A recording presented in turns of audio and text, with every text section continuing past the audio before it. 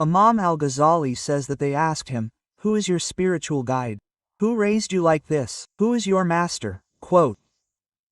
He replied, "It was a bandit." Everyone was astonished, saying, "Oh my God, a highway robber, a brigand." Quote. He said, "Yes, a bandit is the reason I have reached this point. He is my spiritual guide." Quote. How did this happen? He said, "Until I was in my 30s, I studied so that everyone would call me a scholar." In the Islamic civilization of that time, every mother dreamed of her child becoming a scholar. A scholar was highly respected, because scholars were the inheritors of the prophets. That was the culture of that time, where a scholar was highly respected, grace and generosity abounded, and the level of civilization was high. Imagine that Yavuz Sultan Selim, the world emperor, considered the mud splashed from the hoof of a scholar's horse an honor. That's what a scholar was. Ghazali says that until he was 30, he studied for prestige, for fame and honor, so that people would call him a scholar. He says, "In my 30s, during a journey, 7 camels were carrying my books. 7 camels, 2 libraries."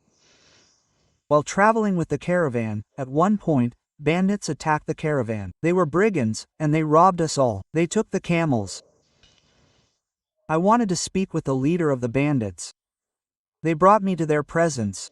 I said, "Sir, I have no jewels, no money, no gold. I have books. My camels are loaded with books. These are of no use to you. Give me my camels." Single quote. When I said this, the leader of the bandits said, "Who are you? What is your profession?" Single quote. And I, he says, proudly replied, "I am a scholar." Quote. When I said that, he looked at me and said, "How can you be a scholar when, with your books gone, nothing remains of you? We took your camels from your house, and you have nothing. How can you be a scholar when, with your camels gone, you have nothing?" Single quote. Is that what scholarship is? Ghazali says that this statement struck me like lightning, and I searched for a way to reach the truth even without books. I realized that this is esoteric knowledge. Knowledge beyond books is knowing knowledge. Knowledge is knowing yourself. If you don't know yourself, what good is all this reading? Knowledge is knowing knowledge. Knowledge is knowing the truth. If you don't know the truth, it's all wasted effort. Knowledge is knowing knowledge.